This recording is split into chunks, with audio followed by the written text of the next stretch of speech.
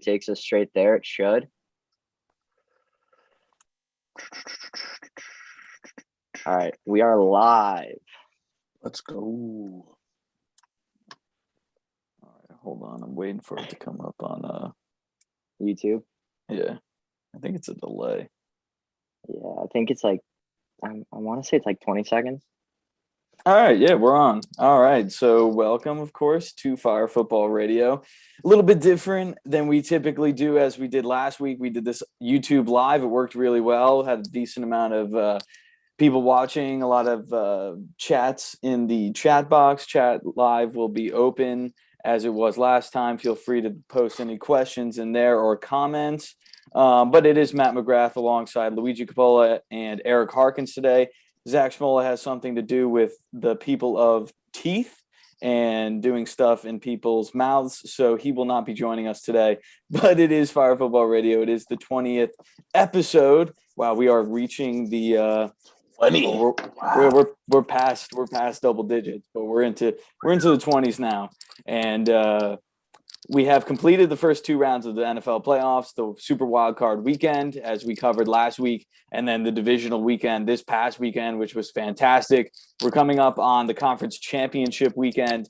And as a reminder, we will be live in the store studio as of next week for the first time. We're going to be doing 2-hour full shows from 5 to 7 starting next Wednesday. So we'll put you on to that on social media and other platforms, but it is only 6 to 7 today on YouTube Live for the latest news, rumors, and more about America's game and the league we all know and love, the NFL. But conference round is upon us. The Final Four is here, and Luigi and Eric, how are we on the other side of the glass? We're doing good, Matthew.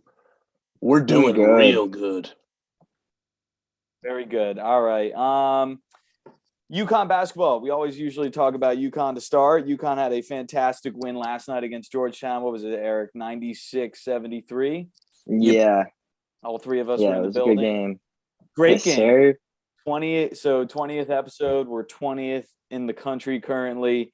We have DePaul on Saturday, Creighton next Tuesday at home, and then Villanova on the following Saturday on February 5th. Any sort of predictions? I mean, DePaul on Saturday should be a win, correct? Yeah. I think so. We look good, though. We look good. We look good. Our last 3 games, all over 15-point wins. I know they're some of the bottom teams in the Big East, but it's a Big East win nonetheless. So we look good. We'll always take it.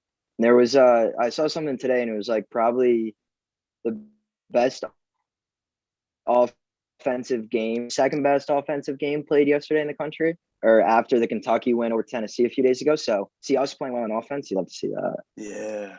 And that was something we had been struggling with in terms of just creating an established offense, having scoring from multiple areas. And we lose a lottery pick to James Bouknight, but it seems like this team is even better than it was last year, just scoring coming from all over. Hawkins had 15 yesterday. Adama Sanogo had 19. I think Martin had 13, Cole 14, Isaiah Whaley had 15, like literally scoring from all across the floor.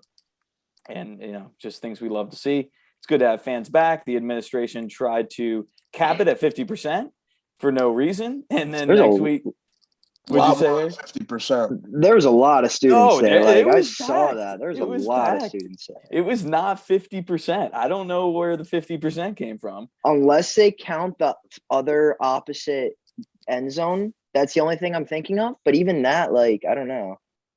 Yeah, I don't think that's necessarily student tickets over there, though. I think it might be student overflow, but you can probably buy those tickets too. Yeah, because it's not technically the student section, but typically I know that they overflow into that area. But yeah, no, good to have fans back. Quick little thing on UConn, but as a reminder, we do have a Twitter and an Instagram at Phire Radio. That's PHIRE Radio. And if you're just joining us, we do have a live chat option on this live stream. So feel free to ask any questions, any comments, or opinions about either the conference championship games coming up, free agency, and where we could expect people like Aaron Rodgers or Tom Brady to be when it comes down to it once free agency starts.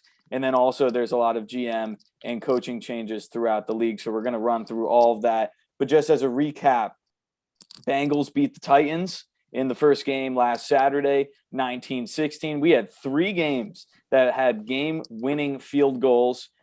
Joey Burrow, Joey Shiesty, Joey Burr, you can call it Joey Franchise and call him whatever you want. He got the job done. Ryan Tannehill had 3 interceptions. Derrick Henry's return had a touchdown, but it didn't have, as what we expected Derrick Henry to be. Any preliminary thoughts on that game, Luigi? I came in way too hot on the Titans and way too low on Joe Shiesty, man. It's tough, but it's a good-looking Bengals team that plays a complete game of ball. I mean, obviously their electrifying offense is fantastic with Jamar and Burrow and T. Higgins.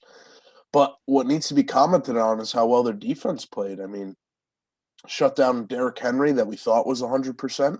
Didn't quite play like that. A great offensive line that averages close to 5 yards per carry. It was a great win for the Bengals, for their franchise, for Joe Burrow, for the day it was. I mean, just great win all around. Yeah, I would agree. I think getting a win over the Titans as they did was very important. And I thought it would be kind of the situation where Joe Burrow comes into his second playoff win, gets the first playoff win in the wild card round to end the streak that they've had for 30 plus odd years, and then go into the divisional round, play a good team in the Titans, the number 1 seed, or at least we thought was a good team. And it just didn't hold up on the offensive side of the ball. I'm just looking for the stats quickly, but Ryan Tannehill went 15 of 24, 220 yards, a touchdown, and 3 picks. Typically having 3 interceptions in a playoff game, it doesn't matter who it's against, isn't typically going to do you very good things. And even though he had 3 picks, so that was on their side of the ball, but the Bengals gave up 9 sacks, and Joe Burrow still threw for 348 yards. So the debate, as we continue to say, about taking Jamar Chase over Penny Sewell, it clearly doesn't matter. That's the game. You just saw it. You saw it on Saturday. You literally saw it on Saturday. It went down. You put Penei Sewell in that situation that Jonah Williams or even their right tackle, who I have no idea who it is off the top of my head, you put him in one of those situations, even throw him at a guard. He's preventing maybe 1 sack at the most, 2 if he's playing his best football. The rest came from the rest of the O-line. So 2 less sacks. What could have that gotten you? You don't know in the end of that. But Jamar Chase having 2 100-plus yard receiving games in the beginning of the postseason, and the wild card and the divisional, that clearly has made a difference because they've won both games. Didn't matter that he got sacked 9 times. Is it bad for his health? Yeah, of course, but they won the game. I mean, he had a season-ending injury last year where that was when the conversation started, because you need to protect this guy. He's your franchise quarterback, and I fully agree. But when he can get the job done on his own and still get sacked 9 times and win the game on a game-winning field goal, and obviously we haven't even spoken about Evan McPherson yet, but what a goat he is, kicking them into the conference championship game. But either way, Joey Burrow is the truth, as I believe Anthony Aguano says in the chat. He is the truth. He is the franchise quarterback. He's moving into his first conference championship game in his career, in his second year, and he's going to go play the Chiefs, which we'll get to in a minute. But more on the recap. 49ers beat the Packers 13-10. Also, of course, on a game-winning field goal. Obviously, Luigi Coppola was very ecstatic about this game. Luigi, I'll let you talk first. Well, came down to grit. That's all I got to say. No, I got plenty to say. Now, Matt and I obviously talked extensively about this as we lived together. So Matt says, Matt's big takeaway from this game is that Aaron Rodgers choked. Now, you might be able to say that. He's a 1 seed. He was walking in on a bye. He's got a healthy team, healthy for the first time in 17 weeks. Didn't matter. Aaron Rodgers didn't choke. He just is owned by the 49ers. He's leased by the 49ers every time they play. They own him. He's 0-4 against them in the playoffs, 2 times now in the NFC Championship, and now 2 times as well in the divisional round. He can't escape. The 49ers defense looked stellar, beyond the best defense we saw all weekend. Beyond. They absolutely looked fantastic. Bosa off the edges an animal. Fred Warner was sideline to sideline the entirety of the game. And yeah, Jimmy didn't play good. He was like 11 for 19 with 131 yards and an interception. Some terrible statistics like that. But Eli Mitchell is the top rusher of the playoffs. Debo is the third highest rusher of the playoffs. Their running game is carrying them. And then on top of that, their defense is shutting it down. And now we all know the great saying, defense wins championships. We're clearly seeing it because this team is not hot offensively, but it is extremely hot defensively. And to add on to that, special teams prowess. Green Bay came in ranked as the worst special teams unit, and though we didn't go heavily into that last week's show, it was very clear this week with a field goal block at the end of the first half and then a punt block in the third quarter that scored a touchdown by Talanoa Hufanga. 49ers looked great. Packers looked tough. And I mean, obviously, I'm sure Matt wants to get into more of the background stuff of where Rodgers is going and what it means to the Packers and Devontae Adams as well. But a dominant win for the Niners, and they move on. Yeah, I take back the whole choke scenario. I wasn't in the correct mental state at the time to make those assumptions. And I don't think he choked. I think the Green Bay Packers choked, and I think something that we may lose in sight is that whenever we talk about the Green Bay Packers, Aaron Rodgers gets lumped into the whole organization of the Green Bay Packers. So when the Packers choke, Aaron Rodgers chokes. And Scott Merrifield has joined the chat. So Scott from D11 is in the chat. He says, first off, that the Bengals is just not going to happen. And we'll get into that in a little bit, Scott. But secondly, he says Rodgers choked. And obviously, Scott's always going to go after Luigi. But John McGrath also says, so Juan from Millery has joined the chat. He says, when it snows, Rodgers chokes, which isn't always incorrect. And you would think that him playing there for however long and Jimmy G never playing a game in under freezing temperatures would be a factor after playing there for 15 years. But it wasn't. As you said, the special teams was horrible. That lost them the game. They had a blocked punt. They had a blocked kick. A lot of points left on the board. And defensively, they only gave up 7 points to the 49ers offense. So to contain that offense when it had been a couple weeks before was good. They just didn't get the end of the stick. The 49ers had the ball last and won the game as they should have because the Packers' performance was very pitiful.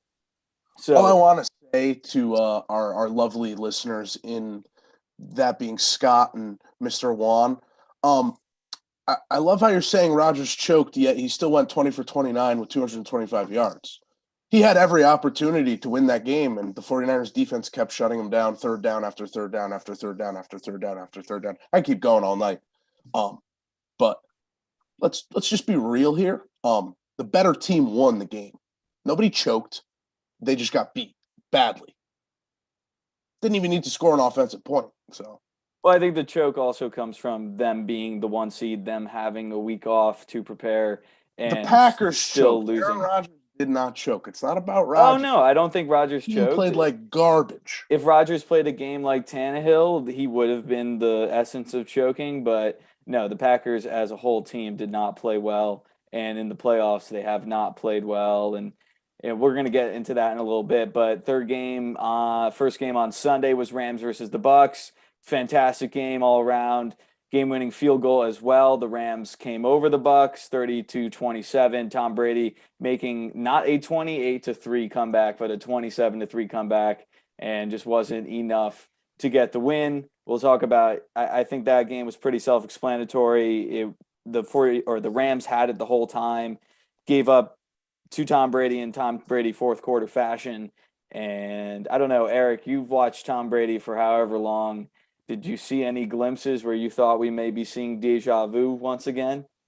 Oh yeah. I mean, I think it was like one of the last episodes of the Brady documentary that just came out. They're like, the one rule with Brady is you can't give him a second chance. And the Rams gave him like 5 second chances. Yeah. They were handing him the ball. Literally. Basically. Like it was Brady did what he could to keep him in the game, but like that was just the Rams just I don't know what they were trying to do. And then they ended up being fine because then you just find Cooper Kupp on a bomb. But that was wild. That was a crazy ending. Because it's just like you see the time getting lower and lower, and it's like there's no chance like they're not getting the ball back here, and then all of a sudden they get the ball back, and it's like, but then they didn't even score on two of those drives within the last like couple minutes where they didn't even score. It was crazy. I don't know. It was you never count them out. It was insane. It was just we were all sitting downstairs. I mean, truly just in awe of the score that it had gotten that wide of a margin. And we're like, nobody really was saying anything, if I'm being honest. And all of a sudden, I think it was a fumble by the Rams, and the Bucs gain possession, go down and score. And now they're only down by like 3 touchdowns or something like that. We're like, yeah, I don't think this game's quite over yet. And then obviously they come back, tie the game up, and Cooper Kupp does his thing at the end of the game, like you said there, Hart. But that was just a really weird game. The Bucs came out looking beyond flat. The Rams looked fantastic early on. Stafford played amazing. Their defense was really just swarming the ball and Tom Brady all the time. So it's weird. It's a weird game that turned into a great game. Yeah, he had no time, for most of that game. They were doing exactly like what you saw. If you watch every playoff game Brady has played in the last years, the ones he loses are always pressure up the middle with 2 guys that or 4 guys. You drop everybody else back. And that's exactly what they did for most of that game. And that's how they were able to – they did everything they could to beat him, and they were able to get it. But it's like when he hits Evans on that bomb, you're like, oh, my God, they might win this game. Yeah. It's like, oh, my God. Yeah, when they went from – Go ahead, Matt. No, when they went from 3 to 6, and then they're down 3 touchdowns, and you're like, okay, like we're still in the third quarter, like the Rams should just run the ball here. Then they score a touchdown, go 27-13, and you're like, oh shoot, Tom Brady's in two touchdown range, and then they get a fumble, and I think they had either a punt and a turnover at the time, and that's what scores them 2 touchdowns. And then running a 1-on-1 streak against Jalen Ramsey on the right side is one ballsy move by Byron Leftwich. But, Tom Brady to Mike Evans, it was a cool play to see, because those are the top players at the positions, and they got the job done. And that's the best thing about the playoffs. But Stafford in general played fantastic. 28 of 38, 366, 2 touchdowns, and then had a rushing touchdown as well. And Cooper Kupp, obviously the one of the MVP candidates, 9 receptions, 183 yards, and a touchdown, had that bomb at the end of the game to put them in field goal range and then ultimately win them the game. So fantastic stuff. Chiefs go ahead. Yeah, I saw a statistic after that game, and it was like Cooper Kupp and OBJ combined for over 250 receiving yards. And I was like, wow, they both had a great game. And then later I saw Cooper Kupp had 181, and I was like, oh. So really, Cooper Kupp had most of the 250 yards. They just wanted to lump in OBJ for the clout. Just wanted to comment on that. I'm not a huge OBJ fan. He's playing really well too, and he's going to get a shot to play in his first NFC championship, and we'll also get a shot for Stafford to play in his first as well. The final game on Sunday was Chiefs versus Bills, arguably the best game of the weekend, 42-36. Went to overtime, no game-winning field goal, but there was a game-winning touchdown drive. Chiefs are just ridiculous. Bills played a perfect game almost comparatively to their wild card game. Just couldn't get the job done. Mahomes and Kelsey and Tyreek and Andy Reid, they're just impossible to beat. I feel bad for any Bills fans. Griffin Massing is probably not listening right now because he's probably in his bag about the Bills. But Griffin, it was a fantastic year for them. They just can't get over the hump, and the hump is the Kansas City Chiefs. It's challenging. Sadly, that is the hump, and I mean, it makes you really think about a lot of things. Like Josh Allen played virtually perfect football. He was converting on all of his third down conversions. He was completing all the wide open passes. He was completing even the tight passes. And he still couldn't win the game with his number one defense on the backside of the ball.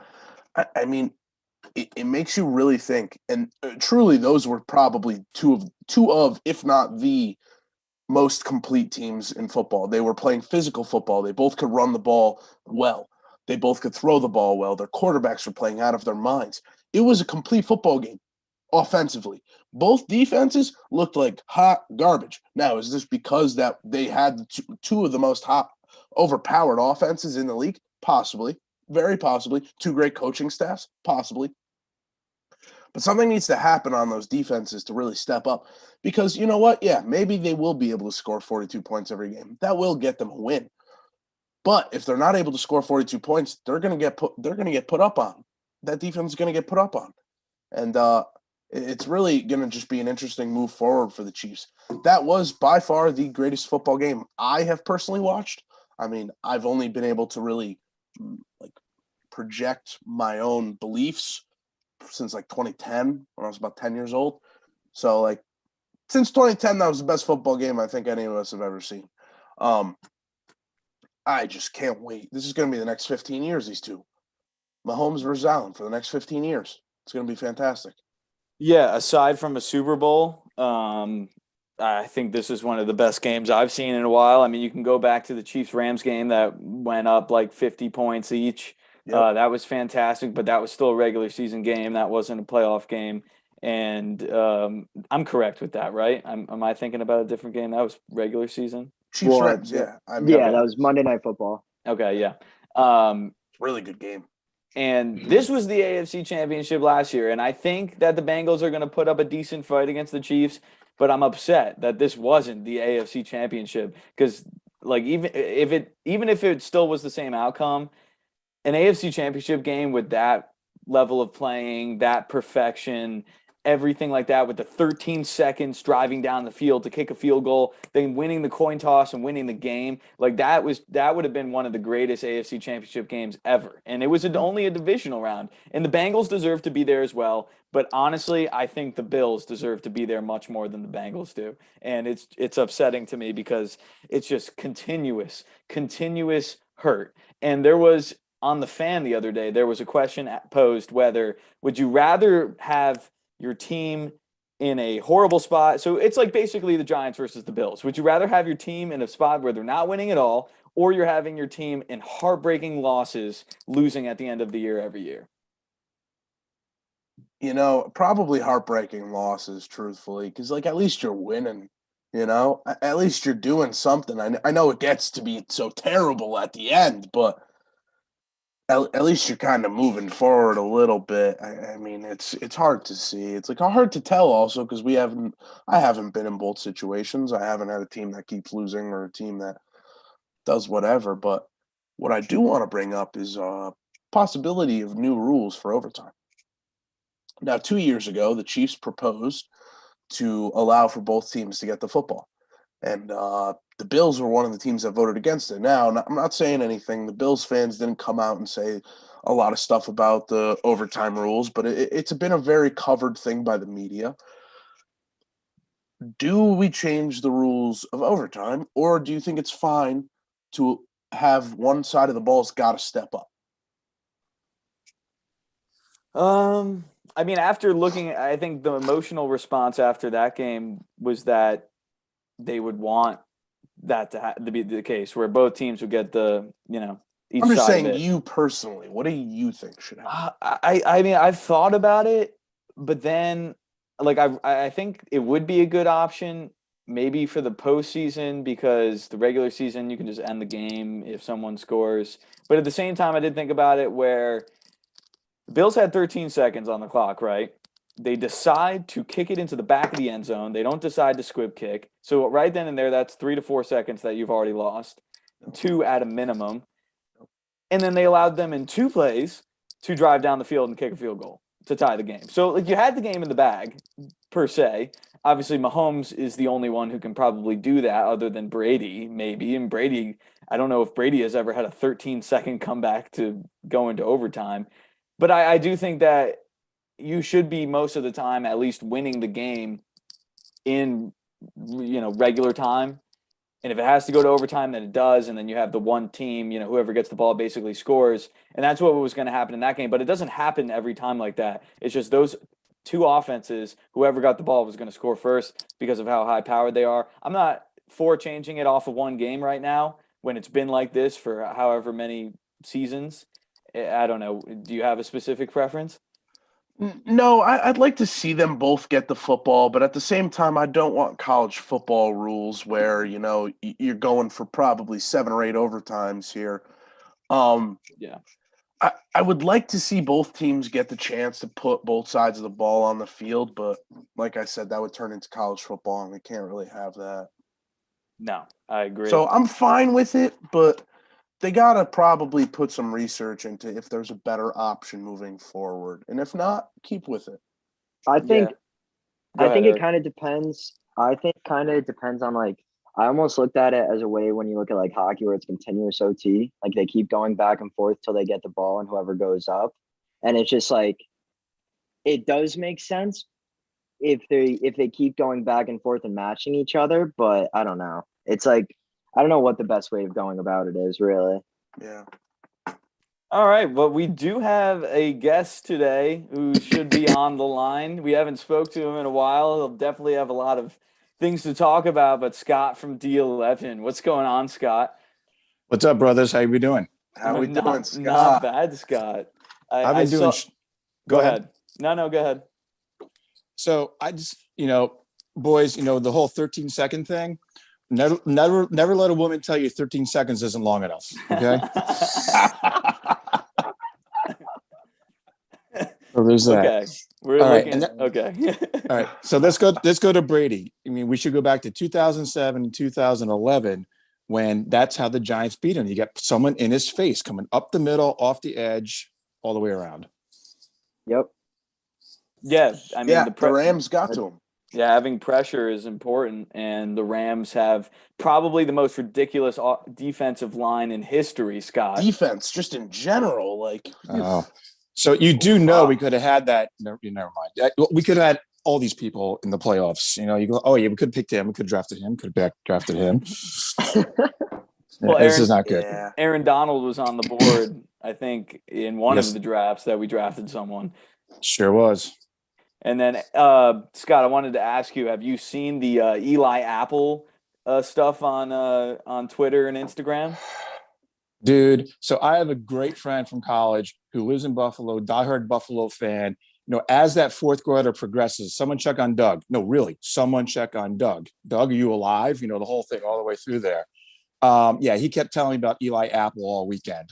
He loves to talk about the people who suck for the Giants and then, show up in the playoffs. So yeah, I know. Yeah, I've seen all the Eli Apple stuff. Yeah, it's I mean, I don't think he was going to last long anyways when we drafted him, and either the first week that he was in the facility, his mom was trying to get into the facility as well. Yeah, well, who was it who had the soup? The Campbell soup. Who was that commercial? Oh, it was played for Eagles first, then for the Giants. They're following around with the Campbell soup. Oh, you got to drink the soup. Anyway, I'm not sure who it was. I digress. Okay. 49 seconds on college basketball. So Michigan State is allowing 15,000 people in their arena, but no in-person classes. Figure that one out. Yep. And I'm not sure the Big East anymore. I think you're like the medium East at best. I mean, I don't know what. That's not the Big East of the '80s. Come on now. No, I mean, Scott, there's another school called the University of Connecticut that is allowing 10,000 people into their arenas and not having in-person class as well currently. Yeah, you're getting that rebate check, right, Juan from Middletown? I think Juan is, yeah. He said, Scott, he said on the live chat, he said, Scott, this is a family show. Just so you know. Okay. All right. What did I say? Did I already screw up? Oh, I think it was a 13 seconds conversation. Oh, it's all right. Well, it could be anything. It could be about driving. I don't know. It could be like, popcorn in the microwave. That is very true. Very true. So Eric, 15 seconds with you. And I don't think we listened in. Georgia over Alabama. I thoroughly enjoyed that ass kicking. Oh, so good. So good. That was awesome. Yeah, I don't think we actually talked about it on the show because I wasn't on last week. But yeah, no, that was a great game. Just the ending of that, the whole storyline with Stetson Bennett, and then him having to try and get on the news the next day. Just great all around thing. Yeah, that's good. Is Zach in ICU? Did he already eat 2 shoes? What happened? Well, that's on. I think that's in my area. We haven't done that yet. Matt's got to eat the shoes. We're waiting to get back in the studio next week. Now, Zach is at I believe, a dental meeting. A future dentist's meeting. Yeah, future dentist meeting. Oh, he's now becoming all Hermie. Remember Hermie the dentist from the why don't I fit in? Anyway, I'm not going to sing it. Okay, I'm working backwards from my prep show list. Sure. So we got Sheen in as head coach. We have the Buffalo's O-line coordinator in for a second interview for head coach. I'm sorry, so Sheen GM, Brian Dobble.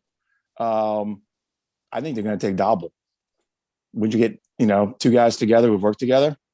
Yeah, I think that was the most likely situation, especially when they brought Joe Shane in basically immediately once they were done with their interviews. And Brian Flores is going to get interviewed tomorrow, but I'm assuming it's going to be Dable at this point. Yeah, I would too. I mean, Dable. Yeah, Matt. Now you and I spoke about Flores. I wouldn't mind that, but I don't want Deshaun Watson as part of the package. Which Deshaun Watson talks about Deshaun Watson like that. So, well, you saw. Did you see what John Mara said today about it? About Flores or about the head coaching job? The Deshaun Watson situation. He said he's seen all the rumors and stuff, but he's shutting them down right now. I mean, the Giants as an organization are never one to sign players who have had either legal issues, domestic issues, or anything of the kind. So he shut it down. He said, we're not interested. We're keeping Daniel. We haven't given Daniel basically anything to work with. So we're going to move forward with that. Yeah. And then you guys already hit on this. We had 3 games that were won with 4 seconds to go with field goals. And then the other game was 3 seconds to go to OT. I just cancel the rest of the playoffs. Just give them co-champs participation trophies because there's no way these championship games in the Super Bowl are going to match up to what we saw this weekend. Probably not. I definitely have to agree with you, Scott, especially that Chiefs-Bills game. We just had 2 really competitive teams with very good matchups. Yeah, I don't know. I agree. I mean, we could see some great football. It's possibly just part of this new extended football season that we have, but what's going to beat that 0-0 and you win by safety in overtime with 4 seconds? Well, 4 seconds to play. That would be the theme, right? So, yeah, that would be the only way to do it. I mean, or you score 50 touchdowns each, and it's the craziest football. Well, you probably saw the meme. If we had real overtime, this final score would be 152. Was it 146? And after 19 overtimes? Yeah, exactly. Yeah. Well, the college version. Scott, do you have any opinion on changing that rule or no? Absolutely. Come on, you got to touch the ball regardless. At least both once. At least, absolutely. Right. Even scoring a touchdown. So, no, that's crap. I mean, I would almost go to college. Start them at the 45. Well, yeah, I was going to say you don't have to start them at the 25 because you don't want to put them in field goal range. No, you put them at the 45. They have to earn some yardage to get some points. Yeah, absolutely. Yeah, I would agree. Anything else, Scott? No, I'm good, boys. I hope you're doing well in school. And we're trying. We're online, but we're going to be back in person next week. We're going to be doing the show on the air in the studio as of next Wednesday. So we'll need you to call in, of course. Okay. Yeah. I mean, this is interesting. I mean, it's one thing to listen to, but now I got to see your ugly mugs. So I know it's much better when we get to edit what we had video wise after we did the live show where no one could see. So yeah. But what was I going to say? I had one last thing for you. Oh, we didn't get your picks for this weekend yet. Oh, okay. So yeah, Kansas City, and sadly, I'm with Luigi with 49ers. Defense wins championships. Scott, you know where we are, my friend. Finally. Any pick predictions? Or excuse me, point predictions, that is. Scores. I have no idea. Someone's going to win, someone's going to win, someone's going to lose. I don't know. I know. That makes sense, Scott. Well, I can tell you this. I had the same box for 10 games of rotating numbers, $0 come my way. So I have the same boxes going forward, but now it's there's money for quarters and every score change. So we'll see. Maybe I can get $5 back. There you go. All right. Well, money's money at least. Yep. All right. Best of luck, Scott. Thank you, sir. Peace All right, out, boys. Scott, we'll be in good touch. show. Thanks. Scott, thank you. Peace. All right, Scotty from D11 joining us on the Zoom for the first time. Very cool. Very different. But we do have some things to get into prior to our picks in about 13 minutes. One big one was Sean Payton steps down unexpectedly as Saints head coach after 15 seasons. He leaves the organization with an overall regular season record of 152-89, 10 winning seasons in his career there. So he has a winning season 60 or 2 out of 3 times, 67% of the time, whatever you want to call it. Franchise's only Super Bowl win in 2010. And one of the main things that could be the reason that he ended up leaving was, as we've always talked about, the salary cap issue where they're $74 million over the cap. I don't know. Saints fans are probably as bad as Bills fans at this point. Yeah, I mean, in this situation, like, your coach is just abandoning you with negative money, deadweight players, like crappy situations across the board. And he's like, I'm good. I don't know. You know, he's been in the league for a while. Obviously, he's won a Super Bowl. He's accomplished things. He's, I would say at this point, like a borderline Hall of Famer, probably not in because of the headhunting stuff, along with the fact that he only really won 1 Super Bowl. I don't know how many Coach of the Years he has, if any. He also had Drew Brees pretty much the entire time he was in New Orleans. So, good coach, someone I'll remember, a great name, but if this is his career, he's kind of just walking off into the sunset for no reason. Yeah, I think it might be he probably wants to spend more time with his family. I know that during COVID he was coaching his did he take a year off? I want to say he had to take a year off because of the bounty. Yeah, and during that's what the movie's about. Yes, and Kevin James is up next for head coach of the Saints. Yeah, during the bounty year, I believe he was coaching his son's teams. And I don't know how old his kids are now, but I'm sure that's a factor and probably the stress of it. And we have seen coaches leave and then come back to coaching. Obviously, Urban Meyer left Ohio State, came to the Jaguars. He's not Sean Payton, though, so it'll be a little bit different on his return. But I already saw some tweets saying the Giants are going to hire a new head coach this year. Based on the trend that they have been going with, they're going to fire him in 2 years, and Sean Payton's going to come back and be the head coach of the New York Giants. Yeah, so Sean Payton, obviously, just to put some perspective behind that, for the next 3 years is on contract with the Saints. So he's either going to be the coach of the Saints or the coach of nobody, and he'll settle with the Saints for whatever price they have. I don't know. He might just be gone. He could be done. He's obviously a very great candidate with how successful he's been over his seasons, but like with all these new young guys that like the McVays of the world, Kingsbury, Shanahan's of the world, like you could go find a diamond in the rough for a lesser price with lesser baggage. So it might not be worth it. Yeah, and I mean, it'll be interesting to see where their head coaching search kind of goes. It seems like the leading favorite right now, especially since they weren't sure about what he was going to do, is their defensive coordinator, Dennis Allen. He'll probably end up being the head coach for at least next year just to ease pains and confusion on their side of the organization. And it could also be the quarterback situation. He got into this situation where maybe he was already thinking about leaving when Brees was done. And now he's been handed Jameis, and Jameis isn't a surefire franchise quarterback. And they signed Taysom Hill to kind of a weird contract at this point that isn't really helping them out. They have a lot of big contracts on defense. Michael Thomas hasn't played at all. Kamara's been their only consistent guy, and even so, he's been hurt in and out of the time. So they have a lot of things to be answered. They haven't had success, but after the Super Bowl in the playoffs, they've always been around the playoffs. They're usually winning the NFC South. But I think since the Minneapolis Miracle, it's just been, you go to the Minneapolis Miracle, you go to the PI call, then you go to the Kyle Rudolph, end zone grab to win the game. year after year. Yeah, it's been rough for the Saints. I mean, they come up short a little too often. I think the main reason behind him leaving is they're going to have to go through a complete teardown and rebuild. And I don't know if he wants that with, like you were saying before, his personal life. He's got kids, got a wife. Maybe he was like, you know what? I don't have the patience, the desire to go through a full rebuild and completely rebuild the team, so I'm just going to step away. That's a logical explanation. I mean, we haven't gotten anything out of him or out of the Saints that has told us why. They just mutually agreed that it was time for him to go. And obviously there's reports that he's stepping down, retiring, but truly no one knows that he did anything more than just stepping down.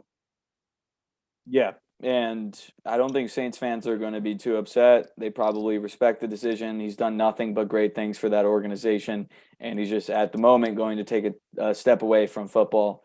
The GM head coaching carousel, we can quickly go through. Giants, we already spoke about. They hired Joe Schoen last week after the show. He was the Bills' assistant GM. He wants to keep Daniel Jones, said we will build an offense to accentuate what Daniel Jones does best. We have still yet to find out what that is. And John Mara says we've done everything possible to screw this kid up since he's been here, which is true, and has no desire to trade for Deshaun Watson. Yep, we'll see what happens with that. They need Daniel a team around Jones him. is a dollar store, Josh Allen. Yeah, I mean, yeah, and I think especially if they hire Brian Dable, they're going to try to, like, we can assume at the very least that Joe Schoen had a decision making in drafting Josh Allen, and obviously Dable has had a big part in developing him. So that's the bright side of it. Bringing in anyone other than, I think, an offensive coach at this point that has proven themselves is kind of dumb. Brian Flores would be the only guy, or Dan Quinn, that I would bring in because they're both experienced. Dan Quinn's been to a Super Bowl, had a great offense with Atlanta, but the Dolphins' offense has not been very good at all. So if you're using recency bias from this weekend, you'd hire Brian Dable. So, Yeah, and I think course. that's probably what they're going to do, especially with the connection to Joe Schoen. But they're still going to do their due diligence on all candidates. Bears hired Kansas City executive director of player personnel Ryan Pohls. He played for the Bears as an O lineman until the age of 24, so he wasn't in the league for very long. Joined the Chiefs as a player personnel assistant at the age of 24, and is only 36 years old, being hired for his first GM position, and then connecting him to head coaching. The belief is currently that Jim Caldwell will be the head coach.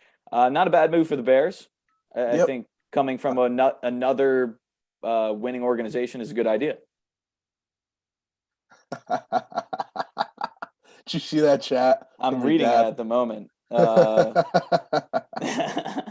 So Juan from Middlebury says Daniel Jones has more potential than Garoppolo has in his pinky finger. Okay, Juan, we'll see how we'll see. So back to Ryan Pohls. Ryan Pohls is an undrafted free agent who signed with the Bears when he was fresh out of college. Obviously played with them until he's 24. It's a true success story of somebody who's grown into a position, and it's really cool to see. I do want to add, because we were just talking about Dable, but a report just came out like a minute ago at this point that Dable is the Dolphins head coaching favorite, and that is according to the New York Daily News. So you might get beat to the punch there, Matthew. That would not be good. If they take Dable, we'll take Flores. We'll roll with the punches, but I'm assuming that Joe Schoen has a tight connection, hopefully, with Dable, if he is the guy, and it would work. If he does get hired by the Giants, then I have more confidence that'll work out. If Joe Schoen can't get him to the Giants, then I'll be a little bit more comfortable because maybe there was something going on there. Vikings hire Kwesi Adofo-Mensah. He worked for the 49ers as the head of research and development for 7 years before becoming the VP of football operations for the Browns, is now on the search for a new coach following the Zimmer era. I'm assuming that position wasn't very publicly relevant, but Luigi, do you know anything about him? I don't. I really don't. But I mean, that feeds pretty heavily into Well, it depends on what research and development really means. Does it mean player research and development or I team think it was football development? research and development is what I saw, whatever Yeah, that I may mean, mean. well, regardless, he worked for the 49ers for the past 7 years, who've been relative, or not the past 7 years, the past 7 of the last 8 years, right? 7 of the last 8 years, the 49ers have done relatively well. So he's making a good contribution as an organization or as a team player, whatever it be. And then obviously working for the Browns. They had a very good year in the offseason specifically. Didn't have a great regular season year, but that's a very positive thing for the Vikings. Um, Also, something we have to add, that's in the last two hires that we talked about, that's two hires of minority coaches or minority executives, which is fantastic for the sport. Keep growing the brand.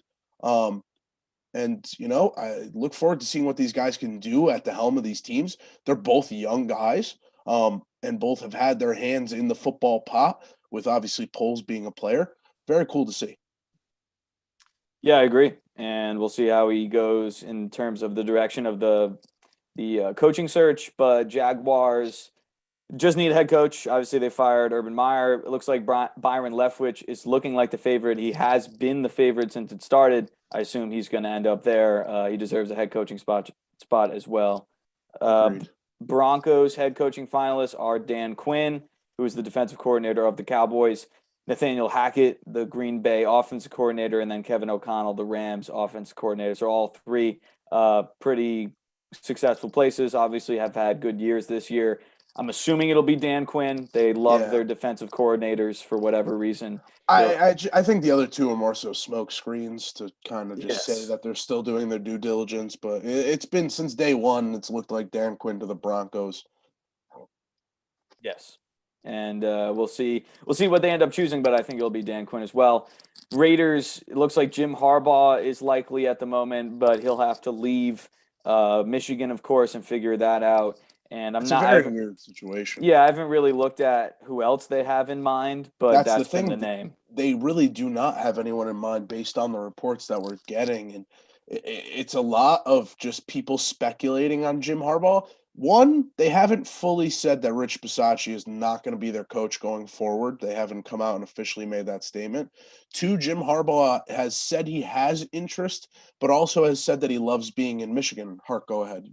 Yeah, I just saw he was on a recruiting visit this morning. He's still on the recruiting trail for Michigan as of this morning. So That could mean a couple things. I mean, yeah, obviously he's staying in Michigan, or two, he's just yeah, continuing to do his job until he yeah, figures something else out. yeah, So, but that's definitely something to look at. And I mean, the Raiders are pretty heavy on Jim Harbaugh, is what it seems. But for now, we don't even know if he's truly a coaching candidate. So I really think the Raiders need to yeah. get on their hump and figure it out.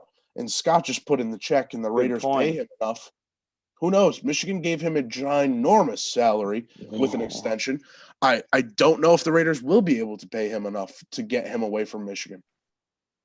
Yeah, and they're gonna probably end up dealing with a lawsuit from John Gruden as well, and they signed him to a 10-year, $100 million contract. Whatever they got to pay, they're looking for a GM now too. So like their Yeah. entire organization is in a rebuild mode in terms of the executive branch. And they just made the playoffs with a relatively young team. Like they're going backwards when they should be going forwards right now.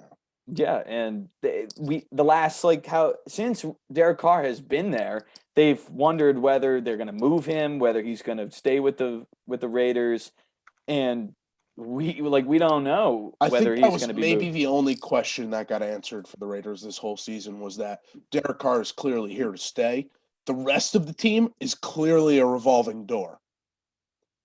Yeah, and I think they've said that it'll be ultimately up to the next head coach of the Raiders whether he will be there or not.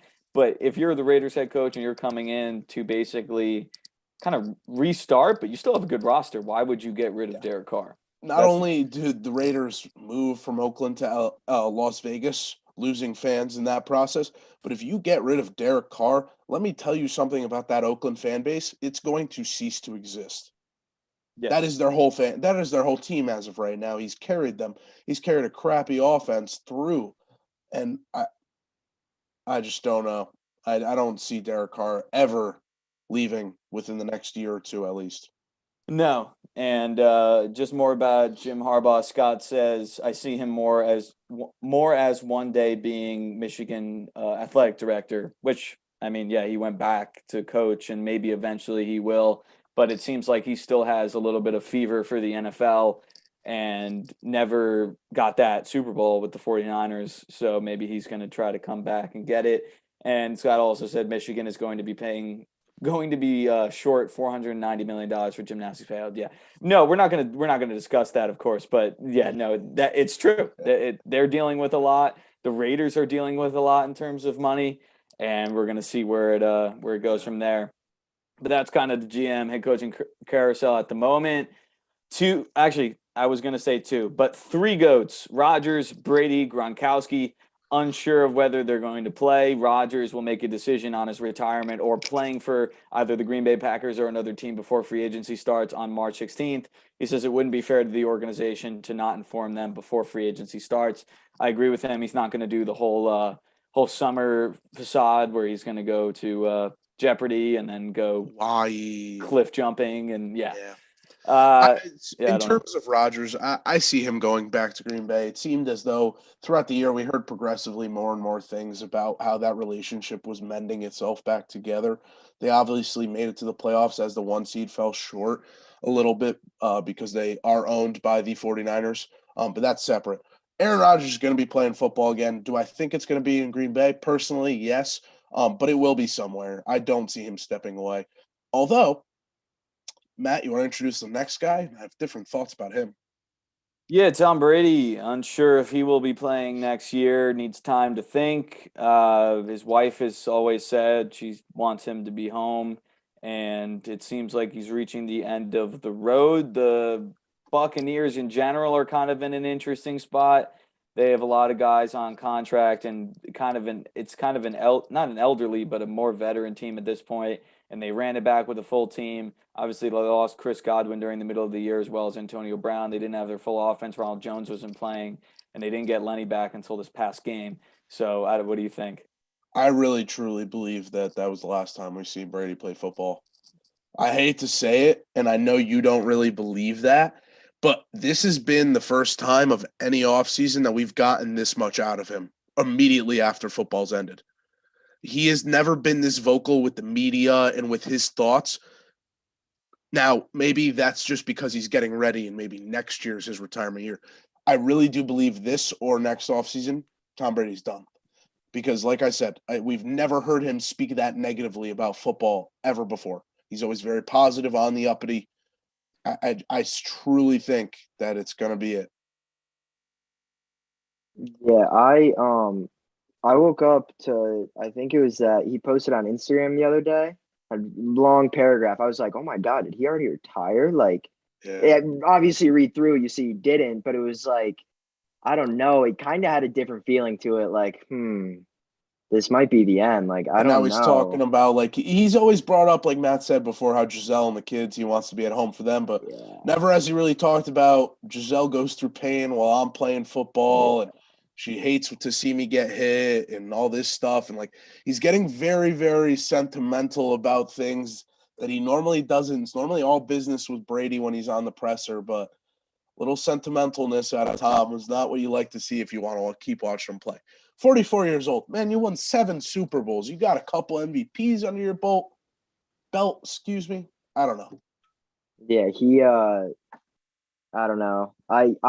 He has said 45 for the last couple years. So with it being 45, he turns 45 in August. Maybe it'll be one more year, or maybe because he turns 45 in August, he's done now. I don't know. Yeah. We'll see. I always have a hard time believing he's not going to come back, but he is reaching 45 years old, and that was his initial goal. I would assume I was always going to assume that he would go out on top, but at the moment it's hard. And guys like Mahomes have been around, and now Josh Allen's in the picture, and Herbert's going to come into the picture. Joe Burrow. I mean, yeah, just the AFC in terms of young quarterbacking. Lamar, I want to talk about that. That's a guy I want to talk about for a quick second, because there's this conversation about all these great AFC quarterbacks: Mahomes, Allen, You got Burrow. You got Herbert. We're forgetting about the one of the two guys that's won MVP in that conversation. The guy that brought his team to the number 1 seed before getting injured, an 8-3 record. He was averaging more yards than anyone in the entire league, and then he gets hurt, and his team tanks. And you know what? Nobody's talking about him at all. He's getting zero press right now, and still is one of the top 3 quarterbacks in the AFC. And yes, I truly believe that. Yeah, I mean, I think he's up there for sure, and I just think it's more so recency bias once again because we're seeing all of these guys play at a high level in the playoffs. Okay, so Jason AFC Hirschauer. QB rankings. Jason, here's my top 3 real quick: Mahomes, Allen, Lamar, Herbert, Burrow. I still don't buy the Burrow thing all that much. There's my top 5. Okay, Right? okay. What? Wait, you go Herbert Burrow or you go Burrow Herbert? Herbert, Burrow. Okay. Wow. right. All right. Personally, Hey. listen. I don't think Joe Burrow's a bad quarterback. I think that he is the Burrow hate quarterback in the AFC, but Herbert's got like a little bit more pizzazz to his technique. Burrow might be a better leader though in general. So I mean, it depends. I agree with Jay's ranking. He goes Mahomes, Allen, Burrow, Herbert, Lamar. I think at the moment, and pure like recency bias. it's That recency is bias. pure recency bias. I think Lamar is better than Herbert and Burrow combined. He's got an MVP under his belt. He can run the ball for 1,000 yards and pass it for 4,000 yards every single season if he really wants to. Right. Yeah. No, I know, but I don't know. It's just hard. a little recency. That's really my thing with Burrow. Yeah, I think so, but we can tell that he's going to be very, very, very good. Joey franchise, Joe Shiesty, Joey Burr, like 100%. But I just think, I think that's Lamar's just got him by a little bit. Yeah, Burrow is a winner, and he's winning right now, and Lamar isn't playing in the playoffs, and that's not just because of Lamar; it's because of their team and everything else. So now Scott and Luigi have agreed twice tonight. That might be a record, Scott. That might be a record that you guys agree. Scott wants Burrow at the end of the list. So do Jason has different opinions, and I kind of agree with Jay at the moment. He goes Jason, Lamar. you're right. Well, he's not a winner in the playoffs because we haven't really been able to see him go deep in the playoffs. But like I said, he was 8-3 and at the top of the AFC this year with about 20 guys on the IR, like every single week. All he has is Mark Andrews and a half-eaten O-line. Like, he hasn't won anything big. You know what? You're absolutely right. Burrow has already surpassed the depth that Lamar has made into the playoffs. But Joe Burrow also has the best wide receiving core in the entirety of the league. Well, I was about to say that if point. Lamar didn't just have Hollywood Brown and Mark Andrews and maybe had, some of the more talented wide receivers that could have been drafted, maybe he would be a little bit better on the passing game.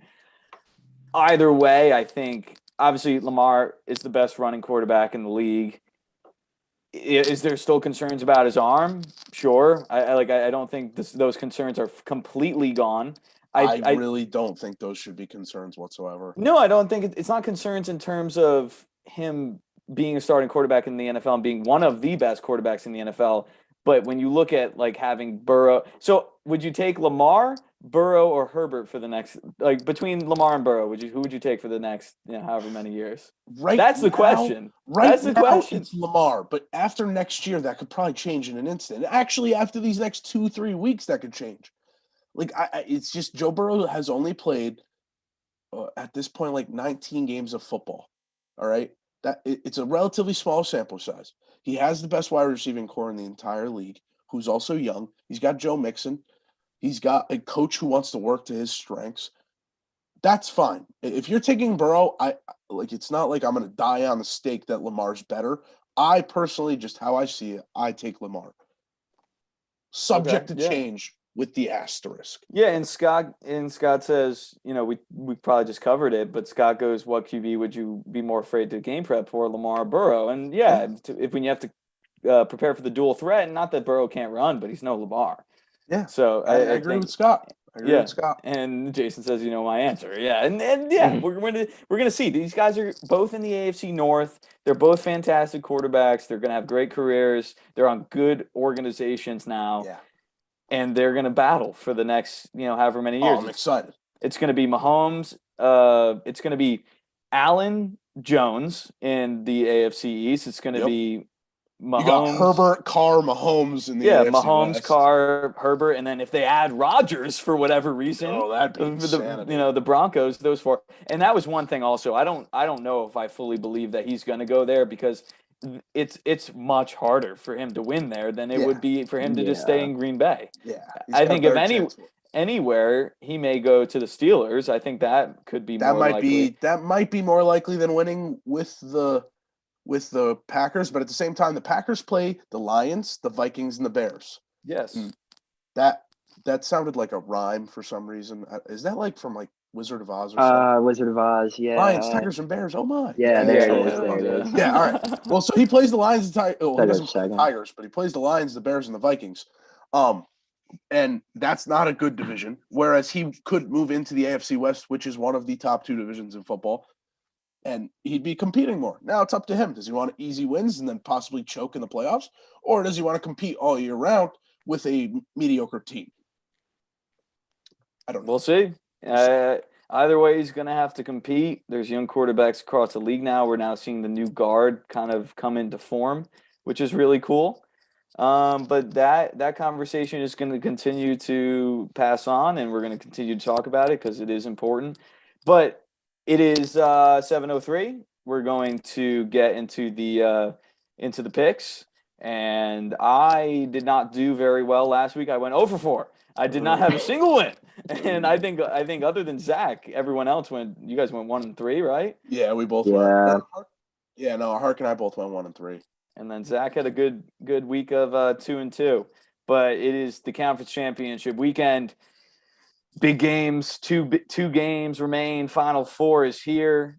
We believe we've already seen the AFC Championship game and the Chiefs-Bills game, but nonetheless, the Bengals are here to win. As Joe Burrow said, we're here to make some noise. 3 o'clock on Sunday, 4-seed Bengals at the 2-seed Chiefs. Chiefs are a whopping 7-point favorites. In my opinion, I think the Bengals keep this game close. It was a close game in the regular season, and they beat the Chiefs. But it is hard to beat a team 2 times in a row, especially with the Chiefs' experience in this game since they've been in it 4 years in a row. Give me the Chiefs. I have a hard time seeing them lose. Yeah, I'll throw Zach out there. Our dentist also picked the Chiefs. I'm riding with the Chiefs this week as well. I believe they're a better football team. I think they played better last week. The quarterback advantage is there. The advantage on their number 1 wide receiver, their tight end, pretty much across the board. They have a better defensive coordinator. They've been playing hot as Hades, and so has the Bengals, but like Matt said, the experience will get to them. Eric? Hard. Yeah, so you guys probably saw in the doc, I took the Bengals. I just as you can tell from probably the conversations I've had with you guys over the last couple weeks of the season, very high on Joe Burrow and Jamar Chase. I just love that team. I love every guy on that team. So I don't really know if I think they're definitely going to win. I'm rooting for them to win, and I'm going to pick them to win. But I don't know if they really are. I'm just rooting definitely for as close to a game like Sunday night's was as possible. Yeah, that's 100%. what I want to say. Yeah, and they've been the underdogs this entire time, and they continuously win. Scott's talking about the numbers. Well, he says I need the pick music. Unfortunately, we do not have the pick music. You're gonna get it next week. We're gonna do a little special show, prep for the Super Bowl. Maybe we'll have you on for more, but. Yeah, he says, I bet that drops to 6.5. I think the +7 is huge for the Bengals. Yeah. I mean, a full touchdown for them to cover, I think is important. It's a lot of points. Yeah, it's a lot of points, and they only the Bengals beat them, and they beat them by a field goal. So, and we've seen now 3 game-winning field goals and 1 game-winning touchdown drive in overtime that was only a 6-point win. So 7 points laying to the dogs, I like that. But I think overall, I think the Chiefs make it to their was it now 3rd Super Bowl in 5 years? Yeah. All right, so that's the AFC side of the ball. Going to the NFC side of the ball at 6:30, the number 6 or the 6th ranked 49ers at the 4 seed Rams, 3.5-point favorites. I've had great struggles with this game. I'll let you guys talk first. I kind of know what you guys are going to do. I'll tell everybody Zach is picking the Rams this week because he's an idiot. I am picking the San Francisco 49ers naturally. I could go into depth, but I talked about it when we were talking about the Packers game. They look dominant on defense. The Rams have to, and I'll completely acknowledge that. We own Sean McVay though. It's been a long battle between Sean McVay and Kyle Shanahan, and McVay has never won. Will this be the game he wins? It quite possibly could be. I mean, the Rams are favorited. They're coming off a hot win against the number 2 seeded Bucs. But something about this 49ers team this year seems a little different than every other one. And I expect Fully to be playing the Chiefs in 2 weeks. Eric? Yeah, I'm gonna go with Luigi. I like the Niners too. I honestly, because of how confident Luigi is, like that has somewhat made me be like, all right, I think I gotta take him. But it's also just the fact like Shanahan owns LaFleur and McVay, and he's gonna do it like what three out of 4 weeks, beat the same guys if he can do it, knock on wood. So I like their chances too, definitely, to be able to win this game after what we've seen from the two coaches against each other. Oh, and the Niners love being dogs, man. They love that dog mentality. Give me the warm weather too. Send me back to warm weather. We could win in the cold, we could win in the hot, we could win on the moon, we could win on the sun. I do not care. Niners. All right. Yeah, I've struggled with this game all week. I think both teams present challenges for both sides. But it ultimately will come down to coaching, and Sean McVay never beats the 49ers. So I'll take the 49ers. It'll save me from Luigi yelling at me for taking the Rams. So even if the 49ers do lose, I've now covered both areas and I don't have to worry about it. So if they lose, I was on the good side and I did nothing wrong, and Zach will get reamed for this one. So I'm going to take 49ers. I see the rematch, the Super Bowl rematch in sight. It's basically identical, pretty much, to what we saw Mahomes versus Garoppolo once again. And as I say, it's always going to come down to the quarterback play, who can win the game in the final seconds. Jimmy Garoppolo throughout this playoff series has not had to deal with that yet. He will probably have to deal with that. He may actually, I shouldn't say probably. He may have to deal with that this week. But if he wins this week, he most definitely will have to deal with it in the Super Bowl. But I do think they make it past the Rams just in terms of all their coaching mismatches and their personnel mismatches. But those are the picks. Those are the AFC and NFC championship games. Scott says I'm going to miss the first half of the AFC game. He's going to a Rangers game versus the Kraken. #priorities. Excellent, Scott. Go Rangers. They're playing really well. And then Scott says, "Damn it, that's 4 times." I'm assuming he's reflecting on his agreement. Yeah, and Scott's going 49ers and Chiefs as well. I think that's likely. I think the Super Bowl rematch is there. I think the Rams could present a lot of challenges, but the number one thing is that Stafford has to make it past the 49ers defense, and the last time they played, he didn't do that. So we'll see. Last 2 times they played, actually. Yeah, exactly. Last 2 times, and it's they beat him. So they beat him twice in the regular season, correct? Yeah. The first time was by like 16 points, 17 points, and then the second one was 3 was a 17-point comeback. And as we know, it's hard to beat 3 times in the playoff or 3 times in a season, especially in an NFC Championship game. But this is different, so we'll see. But those are the picks. We appreciate all the listeners on YouTube Live. Thankfully, we're going to be back in person next week on our regular show and regular timeline next Wednesday. But I appreciate all the live chat. Eric and Luigi, thank you. We missed Zach this week, but we'll get him back. Next week, we'll have 2 shows before the Super Bowl. So please enjoy football this weekend. Any final takes from either of you?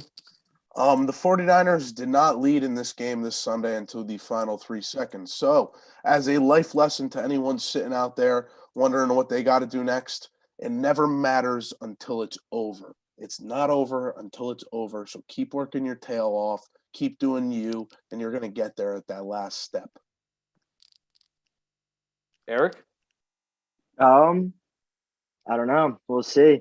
Very excited for the weekend to see if the Go football. games live up like to the ones that did this week. It's really Yeah, about it, I but think that's a lot to ask to live up to divisional weekend, where it was like the best divisional weekend we've ever seen. But we can hope. So it's been Phire Football Radio. We appreciate all the listeners, as I said, and we'll see you next week back in the studio on the live show. Go football, and we'll take it until then. Yeah.